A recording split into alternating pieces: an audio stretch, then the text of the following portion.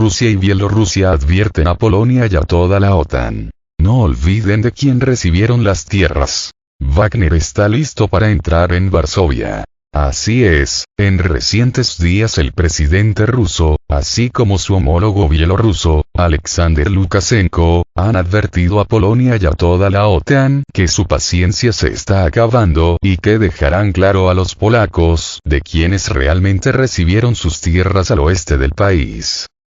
No olvidemos que al término de la Segunda Guerra Mundial Polonia se quedó con una parte del territorio que por entonces pertenecía a Alemania. Y tampoco olvidemos que fueron precisamente los soviéticos, con la Federación Rusa a la cabeza, los que en realidad liberaron a toda Europa de las garras del nazismo y, asimismo, los que permitieron que los polacos se quedaran con una parte del territorio alemán.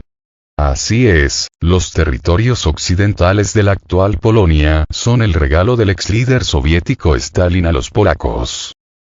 Por otro lado, el presidente ruso ha advertido que el gobierno de Varsovia prepara una incursión militar al norte de Ucrania para anexarse parte del territorio, situación que Moscú rechaza categóricamente, pues esos territorios pertenecen a las repúblicas rusas del Donbass, repúblicas recientemente incorporadas a la Federación Rusa, así como la región ucraniana de Kharkov, región que está dentro de los planes del gobierno ruso para ocupar próximamente con el objetivo de crear una zona de seguridad que impida los ataques ucranianos contra el territorio ruso. Y región que probablemente se incorpore eventualmente como una república más de la Federación Rusa.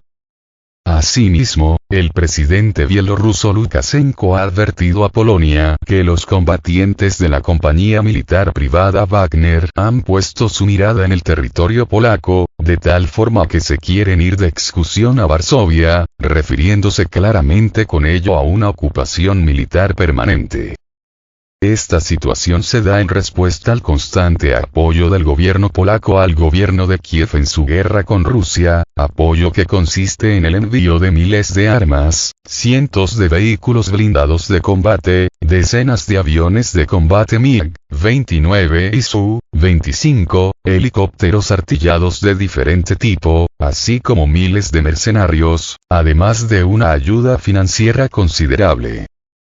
Asimismo, Varsovia apoya a Ucrania mediante el suministro de datos de inteligencia. Información que ayuda a las tropas ucranianas a ubicar las posiciones del ejército ruso, así como de sus arsenales y depósitos de combustibles.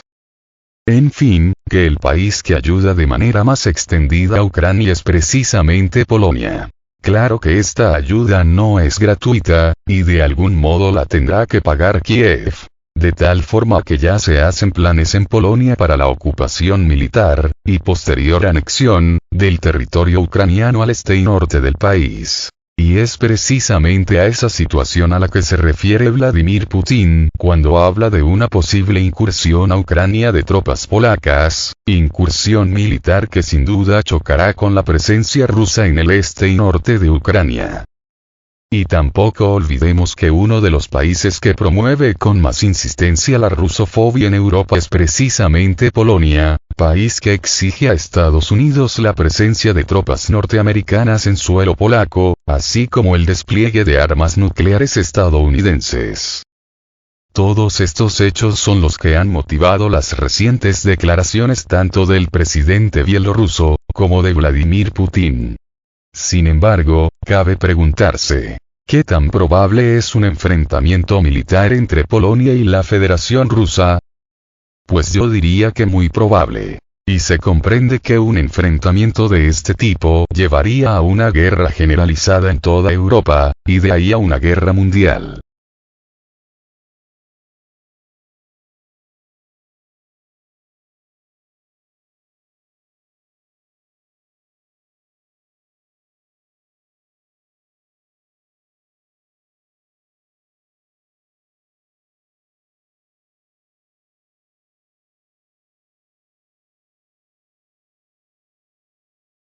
Desgraciadamente a ese escenario es hacia donde nos empujan las élites anglosajonas.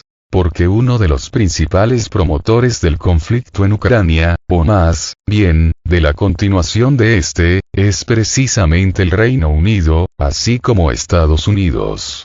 Países anglosajones que promueven activamente entre sus aliados, y sus lacayos, que para el caso es lo mismo, el envío de armas y soldados a Ucrania. Promoción que cada vez incluye armas más potentes y de más largo alcance. Armas que son utilizadas para atacar el territorio ruso, como es el reciente caso de ataques con drones contra la capital rusa, Moscú, así como contra la península de Crimea.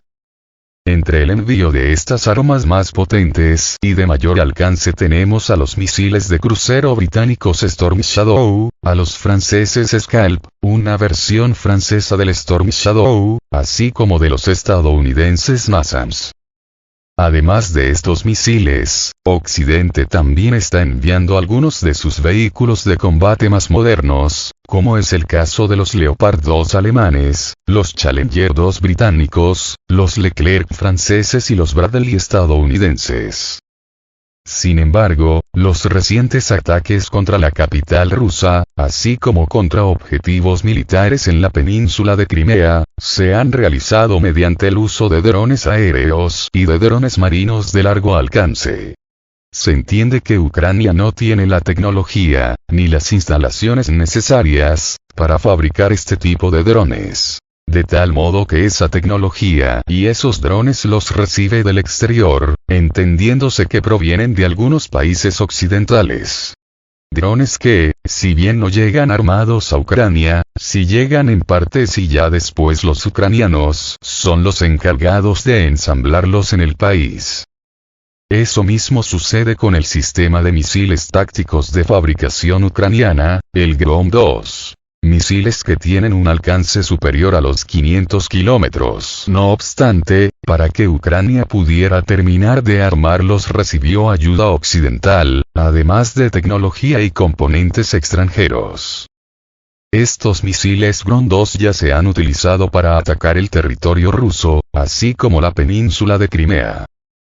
De tal modo que ya algunas voces en Estados Unidos piden bombardear los buques de guerra rusos en el Mar Negro para de esa manera permitir la navegación de buques mercantes y que de esa forma tenga salida el grano y demás productos agroindustriales de Ucrania hacia los países pobres de África. Porque recordemos que Rusia se salió del acuerdo de los granos y comenzó el bombardeo del puerto ucraniano de Odesa, impidiendo con ello la salida de las mercancías ucranianas, incluyendo el grano, a través del mismo puerto.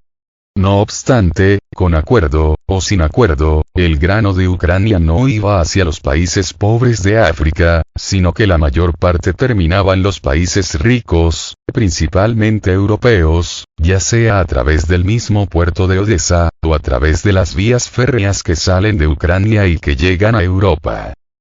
Este mismo puerto de Odesa, así como las vías férreas que llegan hasta Europa, eran utilizadas por los países occidentales para suministrar a Ucrania tanto armas, como mercenarios. De tal forma que el acuerdo de granos solo era una excusa para permitir este envío de equipo militar y de mercenarios occidentales a Ucrania.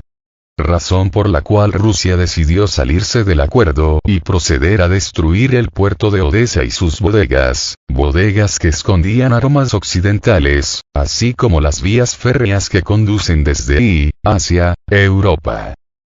De este modo se comprende que a Occidente se le hace tarde para iniciar una tercera guerra mundial, de tal modo que los cerebros de la corporación RAND, un think tank estadounidense, esos mismos que diseñaron la guerra de Ucrania y la voladura del gasoducto Nord Stream 2, ahora piden atacar a los buques de guerra rusos en el Mar Negro para de esa manera permitir la salida del grano ucraniano hacia los países pobres del mundo, principalmente hacia África. Cuando la realidad eso es lo que menos les interesa, pues ya se demostró que ese grano no iba a parar a los países pobres de África, sino que más bien iba a parar a los países ricos de Europa. Es por eso que el gobierno ruso ha declarado que ellos surtirán al mundo, y especialmente a los países pobres, con granos y demás productos agroindustriales. En el caso de los países pobres, se les proporcionará de manera totalmente gratuita, solo tendrían que pagar el transporte, derrumbando con ello la mentira de Occidente y destruyendo sus planes de extender la guerra de Ucrania.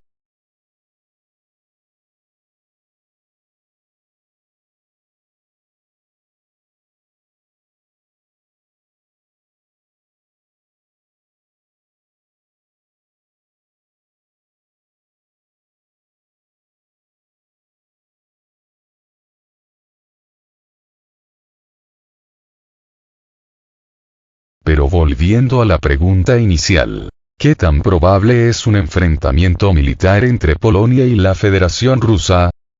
Aparentemente es muy alta la probabilidad de que esto realmente suceda, porque Occidente, y especialmente Inglaterra, no se cansan de promover el conflicto y de hacer intentos por extenderlo a otros países. De tal modo que los británicos son los ideólogos, y los estadounidenses son los ejecutores. Pero una guerra extendida sin duda traería más daños y más muertes. De tal forma que los occidentales buscan de todas las maneras posibles desencadenar una respuesta nuclear rusa, porque no se entiende de otro modo este suministro de armas de largo alcance a las fuerzas armadas ucranianas. Armas que son utilizadas no solo para atacar el territorio ruso, como lo ha sido la región de Belgorod, sino también para atacar a la misma capital rusa, Moscú. Esta escalada del conflicto sin duda puede terminar en una respuesta nuclear por parte de Rusia, no con armas nucleares estratégicas, pero sí con armas nucleares tácticas. Además de que la incorporación de Polonia al conflicto puede también llevar a una guerra directa y abierta entre la OTAN y Rusia, lo que extendería la guerra a todo el resto del planeta, con especial énfasis en Europa. Así, tenemos que tanto polacos, como bielorrusos y rusos, se acusan mutuamente, a tal grado que Varsovia dice que hay miles de efectivos de Wagner cerca de la frontera polaca, lo que ha motivado el despliegue de un importante contingente militar polaco a la frontera con Bielorrusia. Además de que no debemos de olvidar las recientes declaraciones tanto de Alexander Lukashenko, como del mismo Vladimir Putin, en el sentido de que los wagnerianos quieren llegar hasta la capital polaca para impedir el apoyo militar a Ucrania. Y no olvidemos que a raíz de la intentona de rebelión militar protagonizada por los combatientes de Wagner, estos fueron enviados a Bielorrusia, así como su mismo líder también fue enviado allí, lo que desencadenó rumores en Occidente de que en realidad todo se trató de una escenificación que tenía por objetivo no despertar sospechas en Occidente respecto al traslado de la empresa militar privada Wagner a Bielorrusia. Y tampoco olvidemos que el presidente bielorruso declaró recientemente que los wagnerianos defenderían Bielorrusia de los países hostiles, en especial, de los polacos. Todo esto nos sugiere que, efectivamente, Polonia podría entrar a la guerra, y entrando Polonia, entraría toda la OTAN, lo que terminaría probablemente en una guerra nuclear de consecuencias imprevistas y devastadoras.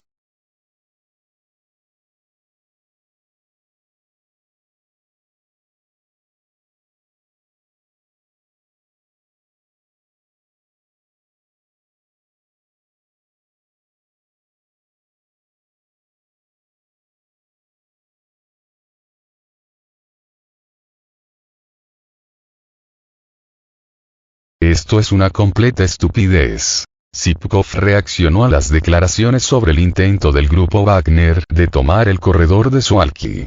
Konstantin Zhivkov, un conocido politólogo y doctor en ciencias militares, en una entrevista con News.ru rechazó la posibilidad de un ataque de los combatientes de Wagner PMC contra Polonia.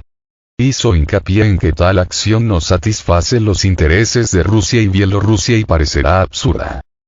Esto es una completa estupidez.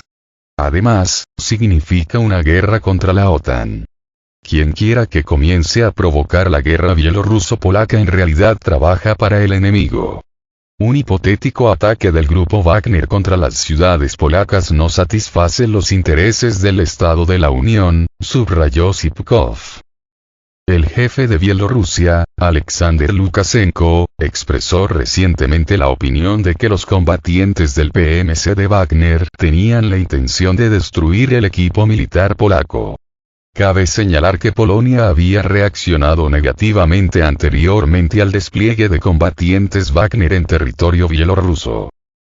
Cabe señalar que ahora el registro del grupo Wagner en Bielorrusia hace automáticamente a Minsk responsable de cualquier acción de la empresa militar privada, aunque estamos hablando de la legalización del grupo Wagner.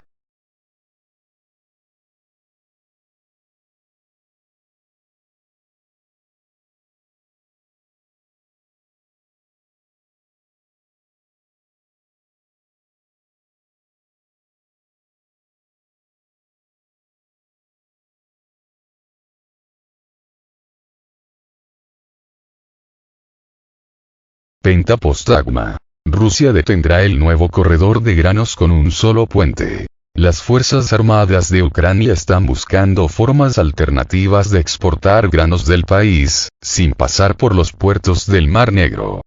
En particular, se cree que la ruta a través del puerto de Ismail puede ser una solución, especialmente dado que Rusia está dispuesta a considerar cualquier barco que viole las condiciones establecidas por ella como objetivos militares. Las imágenes satelitales muestran que al menos 10 barcos, incluidos 6 extranjeros, han navegado a lo largo de la ruta a través de Ismail durante el último día.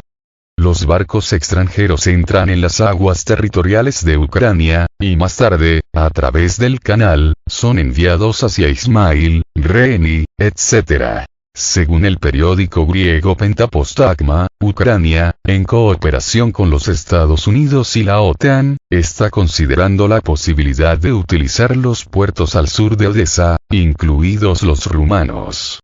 Se supone que el grano puede ser transportado por carretera desde Odesa a través del puente de carretera que conecta Ilichevsk con Belgorod-Dniester, y desde allí más al sur.